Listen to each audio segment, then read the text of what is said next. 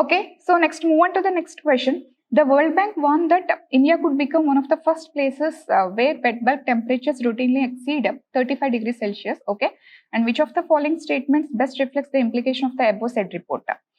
Okay, the question was regarding wet bulb temperatures. So it was very much in use recently because the concept was very much related to not only heat wave and it very much related to the humidity impact on the human beings or any other organisms అన్నమాట. అంటే see here general గా the temperatures are of two types.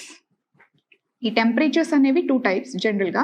ఒకటి వచ్చేసరికి dry bulb temperature,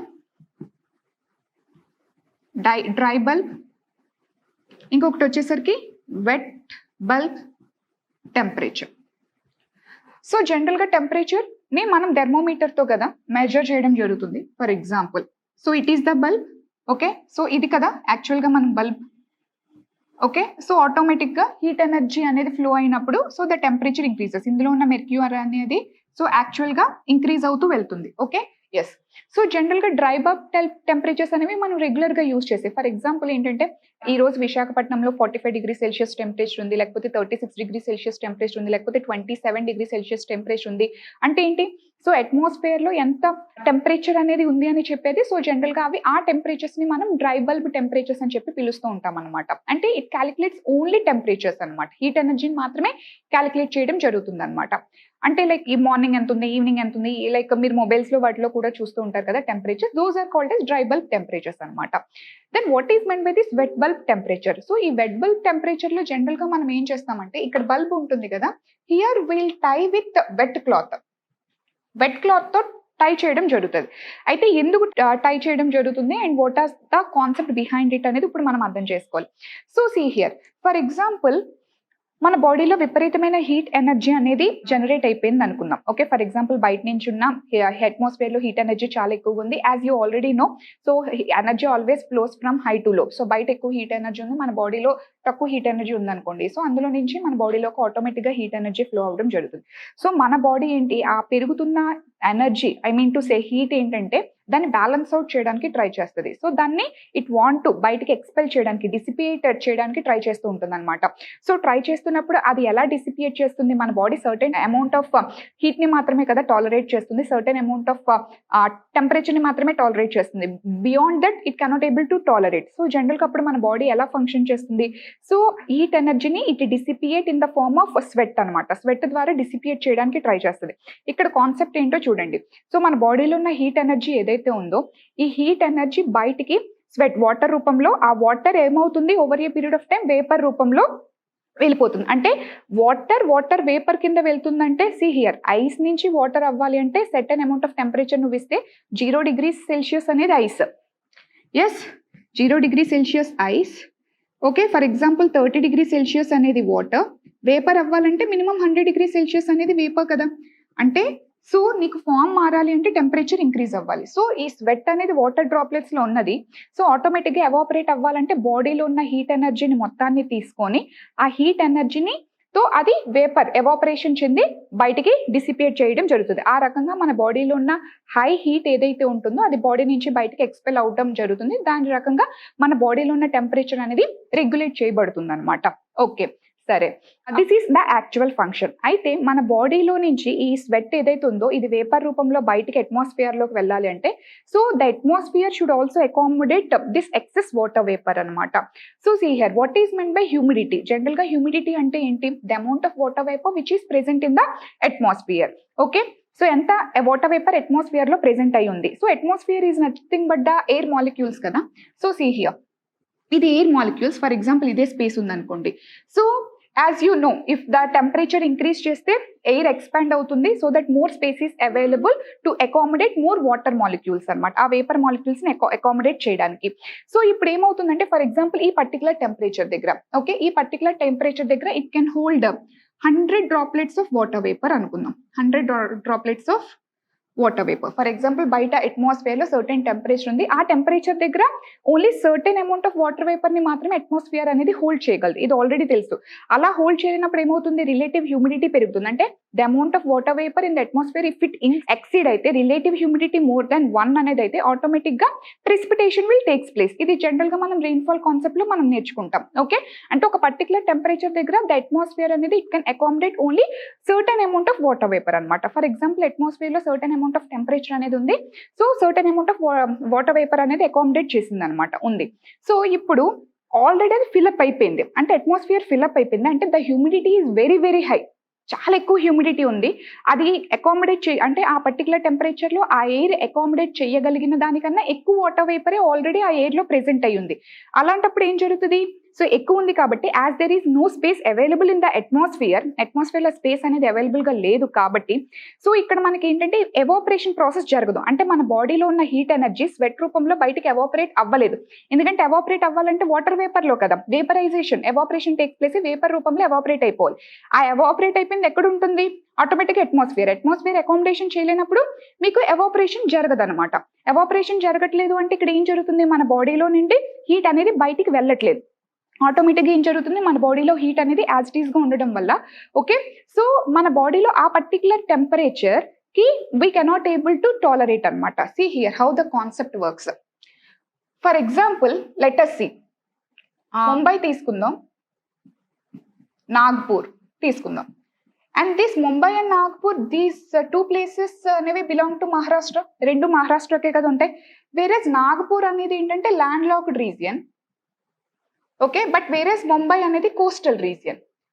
yes, so coastal region for example, so ఇది మహారాష్ట్ర అనుకుంటే, for example ఇది Mumbai, for example ఇది నాగ్పూర్ అనుకుంటే, ఈ రెండింటికి డిఫరెన్స్ ఏంటో చెప్పండి. ఈవెన్ దో ఒకే లాటిట్యూడ్ లో ఉన్నప్పటికీ కూడా ఓకే, ఒకే టెంపరేచర్ ఉన్నప్పటికీ కూడా సో ఇది కోస్టల్ ఏరియాలో ఉంటుంది కాబట్టి జనరల్ గా దీనికి హ్యూమిడిటీ ఎక్కువ ఉంటుంది, more amount of water vapour అనేది అట్మాస్ఫియర్ లో ప్రెసెంట్ అయి ఉంటుంది. ఓకే, సో ఇక్కడ for example 39 degree Celsius is the temperature, ఇక్కడ కూడా 39 degree Celsius is the temperature. ఈ టూ ఏరియాస్ లో కూడా సేమ్ టెంపరేచర్ ఉంది. బట్ సేమ్ టెంపరేచర్ అయినా generally the people who reside in Mumbai feel very hotter. అంటే ముంబైలో ఉన్న ప్రజలు చాలా ఎక్కువగా హాట్ గా ఫీల్ అవుతారు అనమాట వెన్ కంపేర్ టు నాగ్పూర్. ఎందుకు ఫీల్ అవుతారు, సీ హియర్.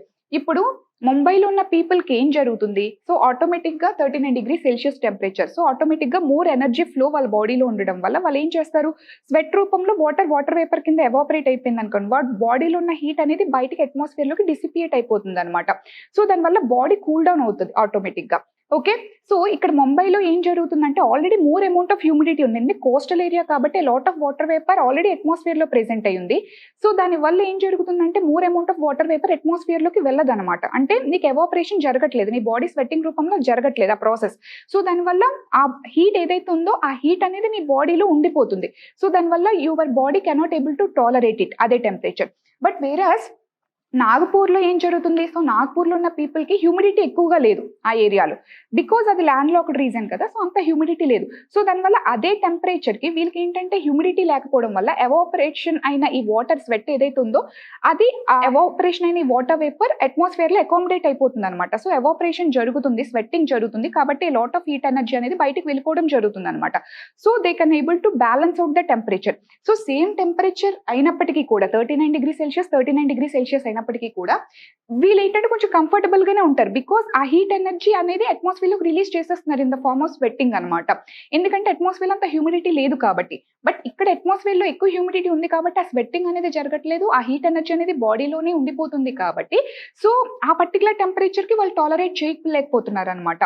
సో దీన్ని బట్టి మీకు ఏమర్థమైందంటే బయట ఏదైతే టెంపరేచర్ ఉంటుందో ఇప్పటి వరకు హీట్ వేవ్ అంటే ఏంటి, సో జనరల్గా అమ్మ బాబాయ్ నార్మల్గా persons 30 degree Celsius 35 degree Celsius వరకు ఓకే, 40 డిగ్రీస్ అయిపోయిందా, 41 డిగ్రీస్ అయిపోయిందా, 51 డిగ్రీస్ అంటే ఈ రోజు అంత దారుణంగా ఎండ కాస్తుందా అంటే ఓన్లీ దిస్ టెంపరేచర్స్ ఏవైతే ఉన్నాయో దిస్ డ్రై బల్బ్ టెంపరేచర్ అంటాం, అది మాత్రమే కీ రోల్ ప్లే చేస్తుంది అనుకుంటాం. సమ్మర్ సీజన్ లో ఎక్కువ టెంపరేచర్ వస్తుంది, ఎక్కువ ఇన్సులేషన్ వస్తుంది, అది మాత్రమే కీ ఫ్యాక్టర్ ప్లే చేస్తుంది అనుకుంటాం.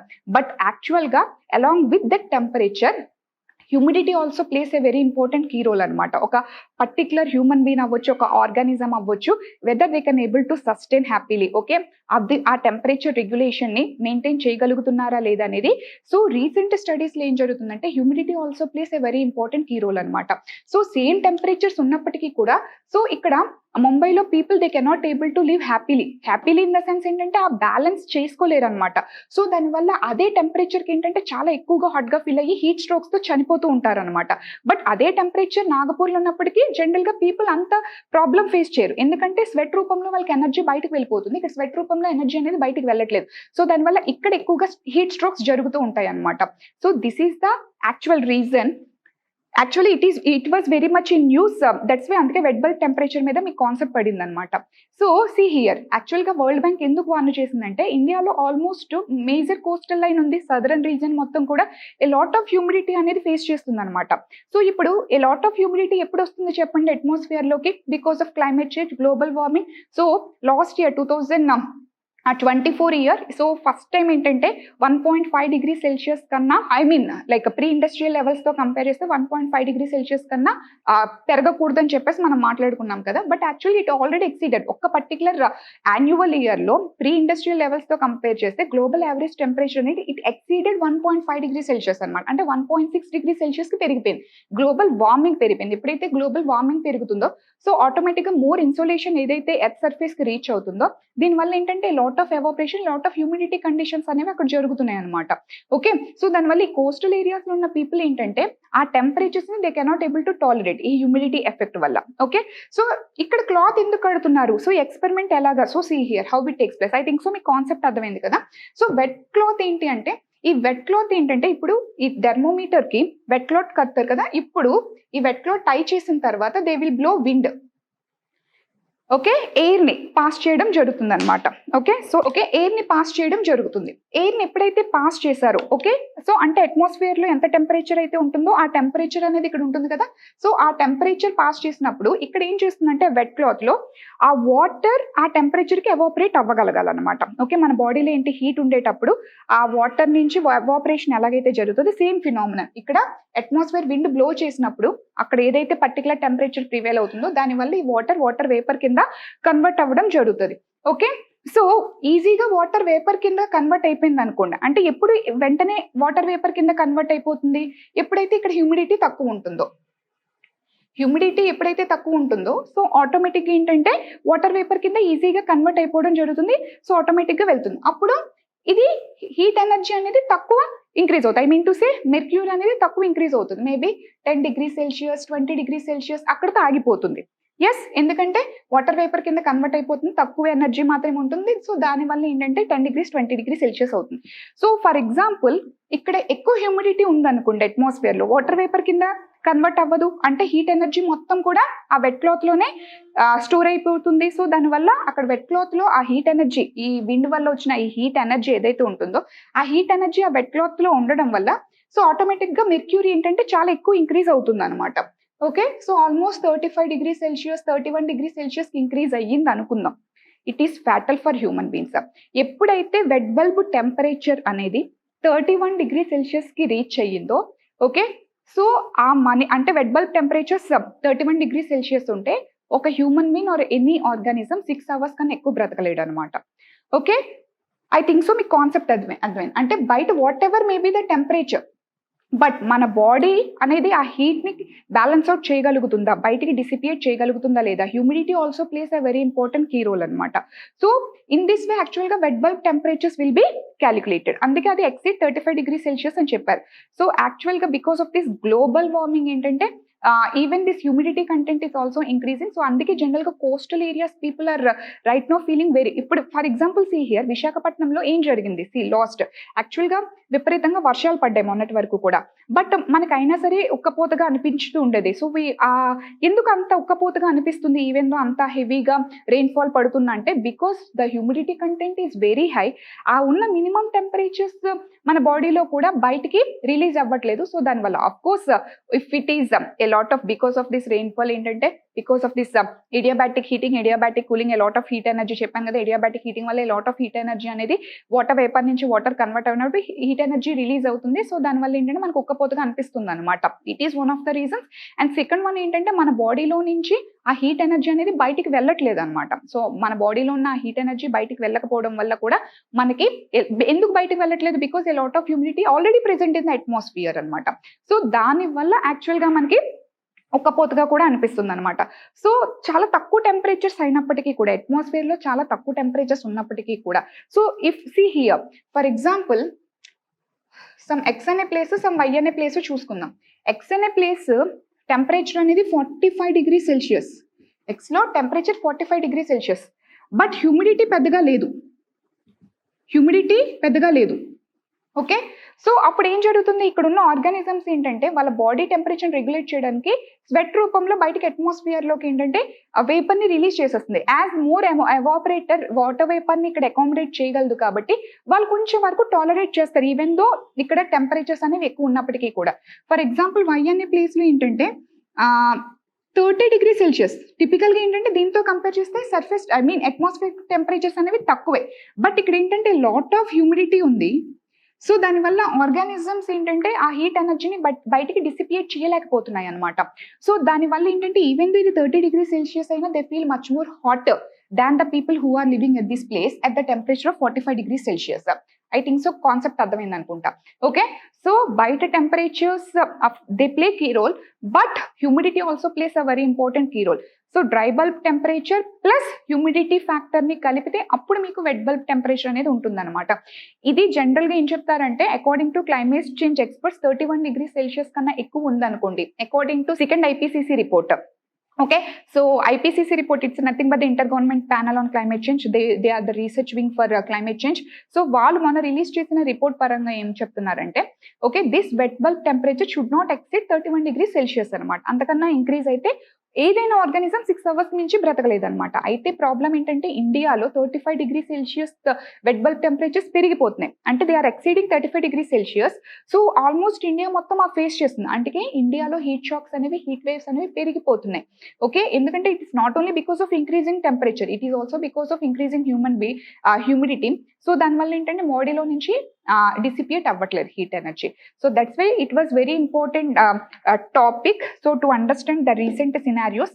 సో ఎక్కడైతే హ్యూమిడిటీ ఎక్కువ ఉందో, కోస్టల్ ఏరియాస్ లో ఎక్కడైతే హ్యూమిడిటీ ఎక్కువ ఉందో, they are feeling much more hotter, okay, than the people who are living in the land lock regions అనమాట, because of this humidity factor. So general గా కోస్టల్ ఏరియాస్ లో moderating effect మాట్లాడతాం general గా, okay, heat energy transfer, land water differentiation మాట్లాడతాం, because as general గా ఏంటంటే specific heat వల్ల, okay, as land heats up quickly and cools down quickly, కాబట్టి ఈ హీట్ ఎనర్జీ ట్రాన్స్ఫర్ వల్ల మోడరేటింగ్ ఎఫెక్ట్ మాట్లాడతాం జనరల్ గా. ల్యాండ్ లాక్ రీజియన్ లో ఆ మోడరేటింగ్ ఎఫెక్ట్ ఉండదు, బట్ ఓకే, సో ఒక పర్టికులర్ కండిషన్ కి లాట్ ఆఫ్ సినారియోస్ ఉంటాయి కాబట్టి this humidity factor plays a very important key role for shock waves, that is nothing but the heat waves అనమాట.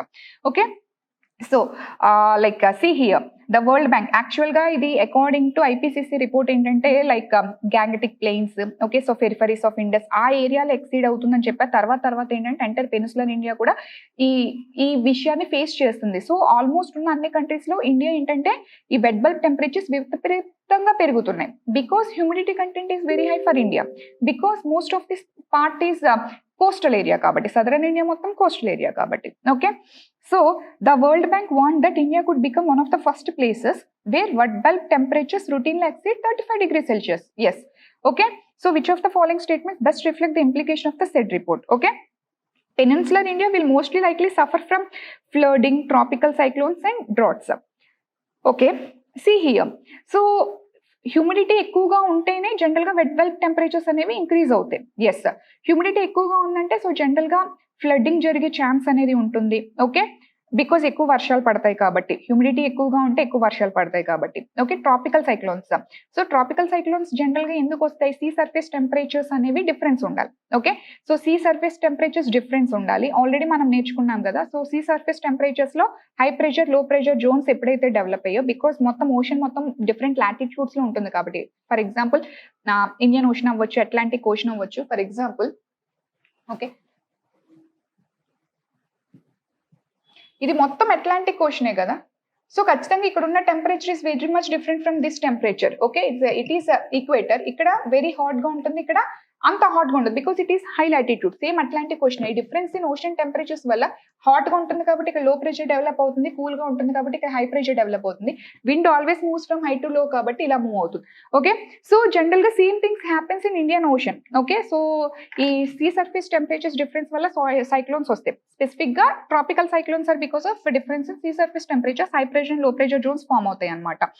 And droughts, see here of course humidity ఎక్కువగా ఉంటే వర్షాలు పడే chance అనేది ఉంటుంది, but not conformity. Because humidity ఎక్కువగా ఉన్నంత మాత్రాన వర్షాలు పడవు కదా. సో హ్యూమిడిటీ అంటే specific the relative humidity should be more than 1, but certain other factors also should play very important key role అనమాట. ఎందుకంటే humidity content relative more than 1 అవ్వాలి. ఫర్ ఎగ్జాంపుల్ ఆ హ్యూమిడిటీ తగ్గొచ్చు కూడా. Are you getting the logic? For example at 45 degrees Celsius degrees, for example అక్కడ atmosphere అనేది 45 grams of water వేపర్ని accommodate చేస్తుంది అనుకుందాం. Because of different reasons maybe the temperature may increased 50 degrees Celsius. అప్పుడు humidity content ఎక్కువ ఉన్నప్పటికీ కూడా it can accommodate extra 5 grams of water అనుకోవచ్చు కదా. ఓకే, సో కాబట్టి టెంపరేచర్ ఇంక్రీజ్ డిక్రీజ్ వల్ల రిలేటివ్ హ్యూమిడిటీ కండిషన్స్ మారొచ్చు. అంటే what I mean to say is a lot of other factors should also play very important key role in order to get trains. Other climatic patterns కూడా key role play చేస్తాయి. Tropical cyclones అనేది specifically ఖచ్చితంగా high pressure low pressure zones అనేవి develop అవ్వగలగాలన్నమాట. అది specific గా ocean water regions లో.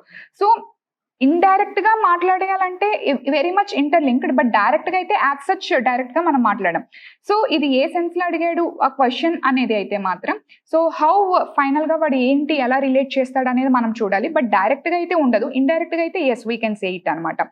So second one, the survival of animals including humans will be affected as shedding of their body heat through perspiration becomes difficult. Yes, so second option అయితే 100% accuracy తో చెప్పొచ్చు. So ఇక్కడ ఉన్న దాంట్లో the most appropriate answer మనం పెట్టగలిగితే select the correct answer using the code బిలోలో అయితే మాత్రం, so I think so second only will be the best option అనమాట. అయితే సిలో బోత్ 1 and 2 చెప్పకూడదా మేడం అంటే, like for example first option ఏంటంటే ఎస్ అన్నదానికన్నా నో అనడానికి రీజన్స్ చాలా ఎక్కువగా మనం మాట్లాడతాం అనమాట. చెప్పాను కదా, for example 1 or 2 reasons yes అని చెప్పడానికి ఉన్నాయి. బికాస్ గ్లోబల్ వార్మింగ్ ఇంక్రీజ్ అవుతుంది, హ్యూమిడిటీ ఇంక్రీజ్ అవుతుంది. ఓకే, వెట్ బల్బ్ టెంపరేచర్స్ పెరుగుతున్నాయి. వెట్ బల్బ్ టెంపరేచర్ హ్యూమిడిటీ ఇప్పుడు ఇంక్రీజ్ అవుతుంది, ఆటోమేటిక్ గా మోర్ ఎవాపరేషన్ జరుగుతుంటే అప్పుడు ఎందుకు more evaporation? Global warming temperatures. So temperatures పెరిగితే సీ సర్ఫేస్ డిఫరెన్సెస్ వస్తాయా? వచ్చే ఛాన్స్ అనేది ఉంటుంది, బట్ నాట్ అక్యురేట్ గా చెప్పలేము అనమాట. సో అక్యురసీ అనేది మిస్ అవుతుంది, బట్ రాదు అని చెప్పలేము, ఖచ్చితంగా వస్తుంది అని చెప్పలేము. ఆ యాక్యురసీ మిస్ అవుతుంది కాబట్టి ఫస్ట్ ఆప్షన్ ని మనం ఇక్కడ ఎలిమినేట్ చేస్తున్నాం అనమాట. ఓకే, సో ఇక్కడ ఉన్న దాంట్లో ద మోస్ట్ అప్రోప్రియేట్ ఆన్సర్ అయితే మాత్రం B2 only. Okay, yes, thank you.